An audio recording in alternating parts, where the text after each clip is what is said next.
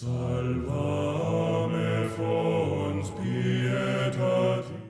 You there? Come on, say something. Hey, can you hear me? Yes. How you doing, one Satan? What do you believe? Good. What do you man, believe? what's up with the harsh words, man? I ain't coming Don't worry off about like the that. harsh words. You're not here to play patty cake. What Okay, do you I believe there's one God. And what does that mean? Who's that one God? Don't play games. Jesus. And who is he in relationship to the Father? All right, now let me explain this. Yeah, don't take 5 hours. When I say that Jesus is God, I mean that there's two natures. Yeah, I didn't ask you. I said, what is his relationship to the Father? Which nature? The Jesus that you just mentioned. If you're speaking about Jesus the divine, then he's God. Okay, and who is that God part of Jesus? He's the Father. Exactly. That's what I was hoping you'd say. I was hoping you'd be that stupid to say that.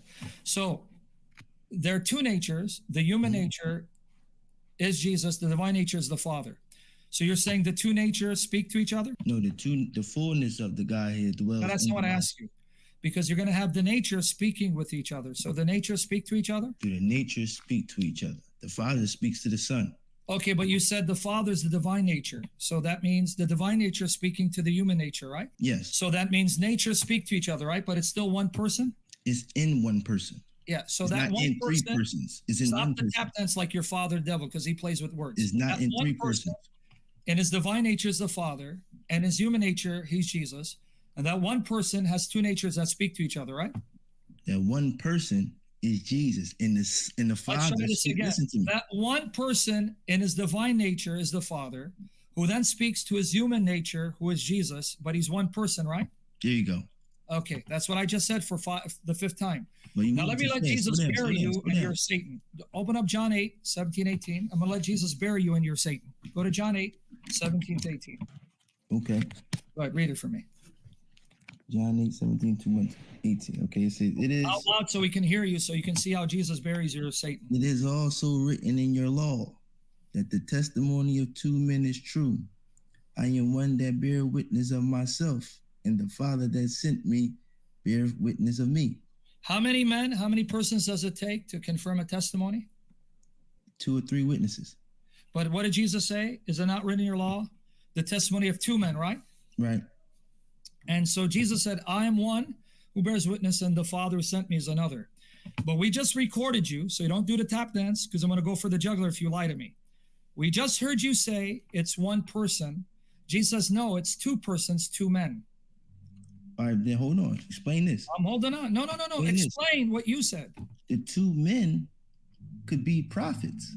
No, moron, it's in front of you. I am one, and my Father's the other. It's in front of you. Yes, there's 2 natures. I am one nature. No, natures are not 2 persons. You just said it's one person. You remember? Yeah, it is. It's one. Yeah. It's one okay. person. So how can it be one person when he said Father and I are 2 persons? Listen, it's one person in the Godhead. No, he didn't say that. Read it again. Which verse? John 8, 17, 18, kid. 18 says, I am one that bears witness of myself.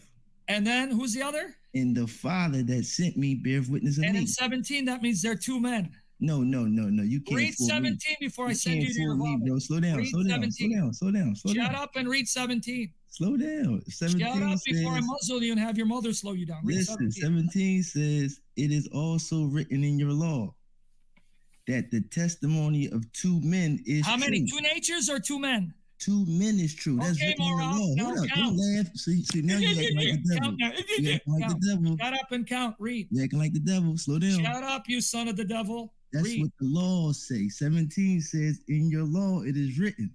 Yeah, shut the hell up. Get the hell out of here, you stupid bastard. All right. See, I told you. Idiots.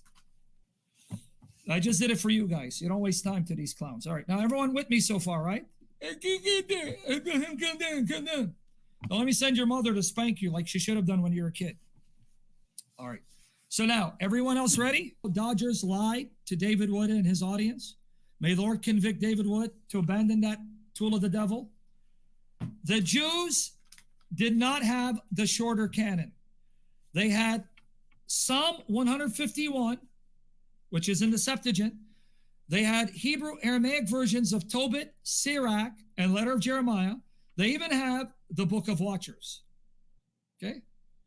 Do not trust Jamila White or Antonio Dodgers, these Calvinist tools of the devil. They are false teachers. That's why the Lord delivered me from them and exposed them, so I wouldn't work with them anymore.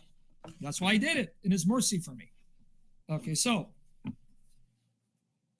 the point being, up until 1947, if you had ignored the Septuagint, the Greek versions, or the Latin versions, then you would have been duped into thinking there's only 150 Psalms, and you would have went with the shorter canon. Whereas the Catholics and the Orthodox had Psalm 151 already in Greek and Latin, and they went with the longer canon.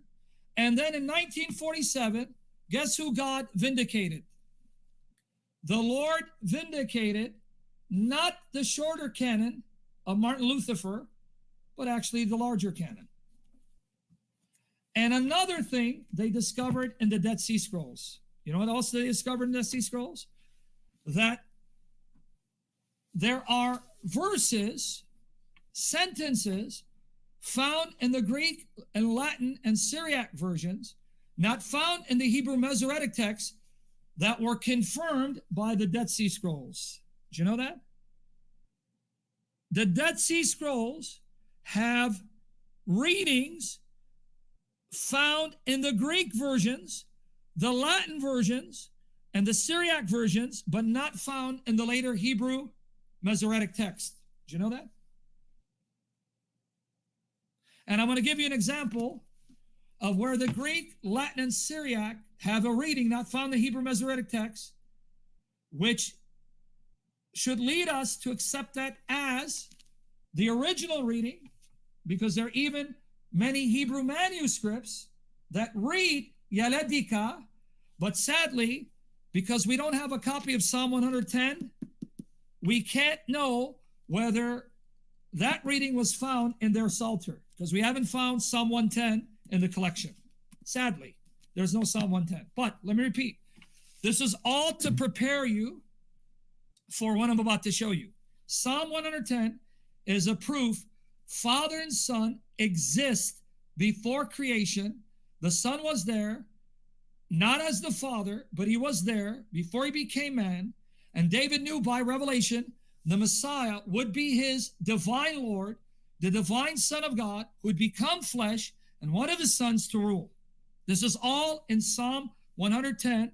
If you go with the Hebrew text, preserved by the Greek versions, the Latin versions, and the Syriac versions. But if you go with the later Hebrew Masoretic text, yes, even they, because there are many copies of Psalm 110 that are later, many of which do have the reading found in the Greek versions, the Latin versions, and the Syriac versions. But for some reason, translators prefer the other variant reading found in the Hebrew manuscripts.